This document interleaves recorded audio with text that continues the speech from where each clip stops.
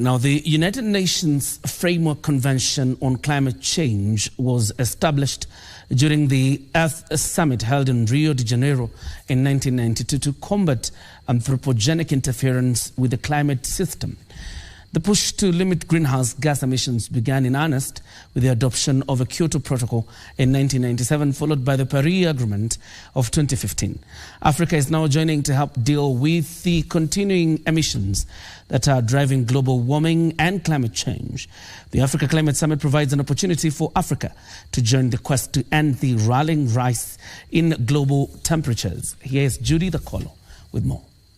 Kenya next week is hosting the Africa Climate Summit, and we would like you to just take us through the various protocols that have been in place to try and deal with the issue of climate change. Now, protocols under international law, or what you might call the international governance regime for environment and climate change, are normally created after the main convention. So the framework document usually is broad, sometimes it is non-legally binding. Now, Kyoto Protocol comes into place now to operationalize and to try and give teeth, if you like, to the broader framework that has been agreed between nations. What is it that makes countries not adhere to it if it's legally binding? International governance or international law has no police of its own, okay? International law relies substantially, almost entirely, on the goodwill of the member states. It depends on the cooperation of the particular member state. The presumption is that every country, including ours, is sufficiently concerned.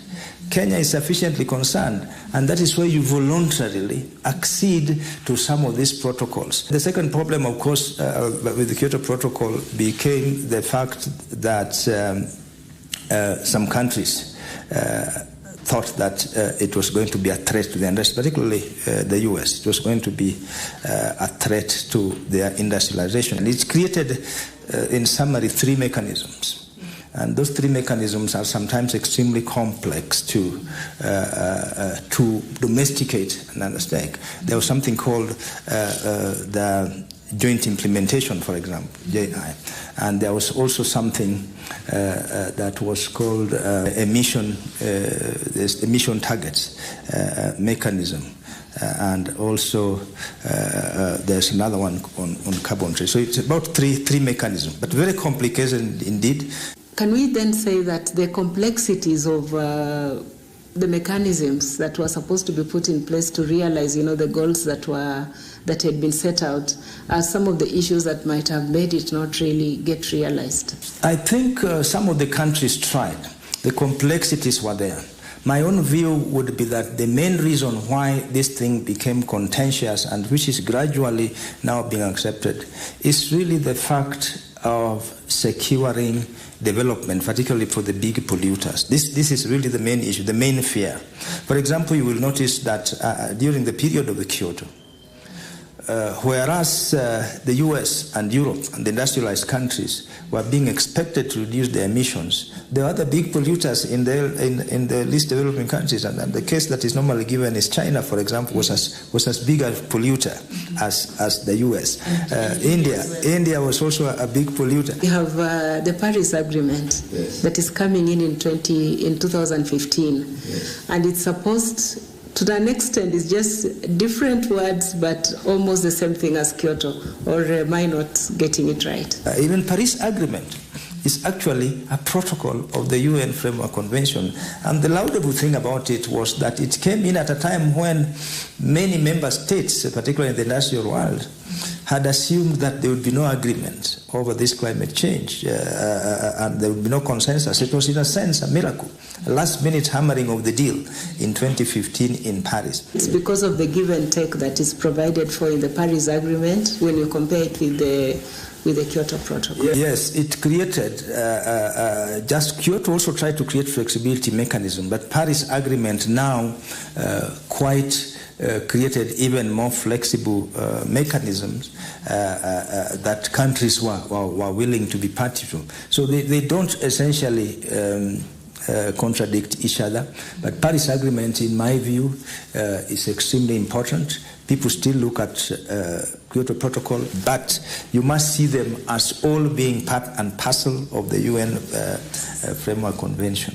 Okay, still talking about the United Nations Framework Convention on Climate Change, with all these protocols that this particular entity has come up with, are we seeing headway towards tackling climate change?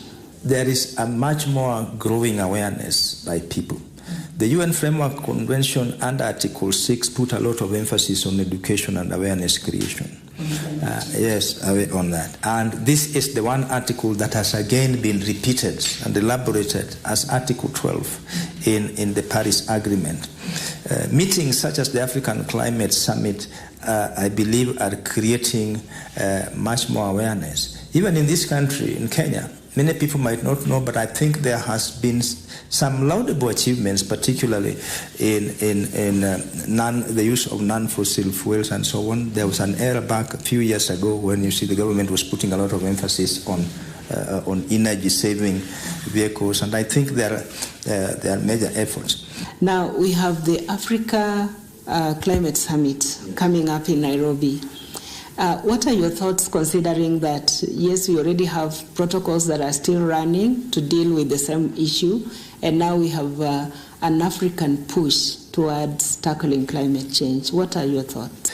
Throughout the world, throughout the civilized world, throughout the industrialized world, it is important that regions organize themselves. I believe this is what the African collective is trying to do. I've participated in quite a few conference of the parties, and I've always seen that our delegations, sometimes you only meet when you have, say, reached in Glasgow or you have met in Sharm el-Sheikh.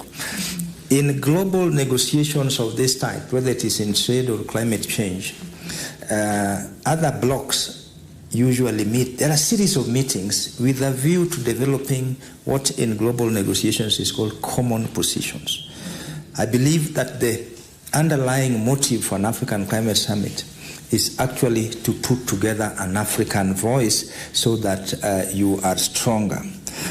So I do hope that the summit will come up with a fairly common position, particularly in relation to the big challenge of funding.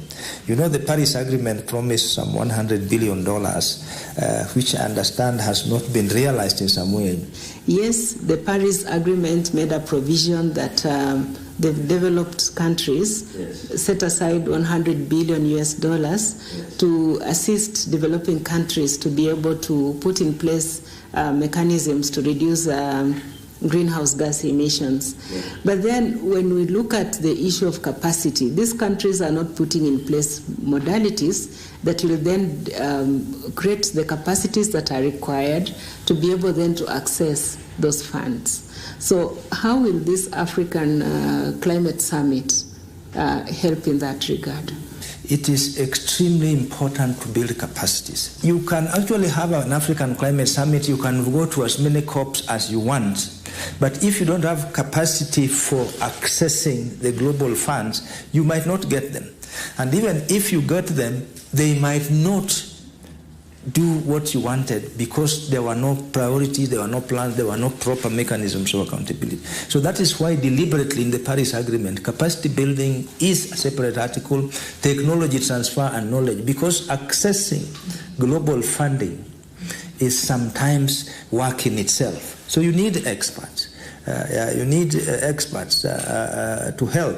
Don't just make it something that people who are studying these things are not involved. I've tried to the extent possible to try and make sure. For example, reporting on the level of emissions, even by Kenya. This is a highly scientific.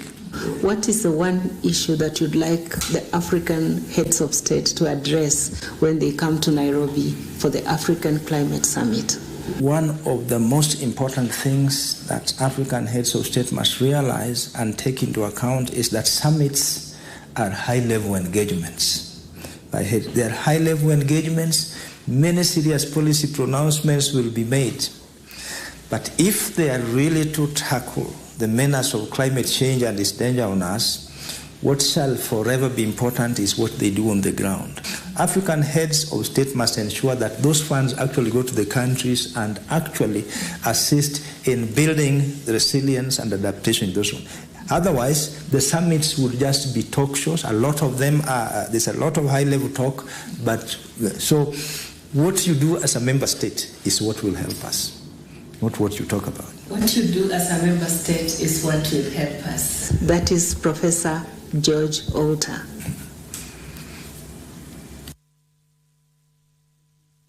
Conversation, like I said, is a very important conversation that shapes the future of Africa and indeed the world. And that conversation is happening in Nairobi, the Kenyatta International Convention Center. And KBC Channel 1 will be giving you around-the-clock coverage of the Africa Climate Summit. As you follow that conversation, because of its importance, we spare you the hassle of going to KICC. Let the delegates and the visitors go. KBC has got you covered.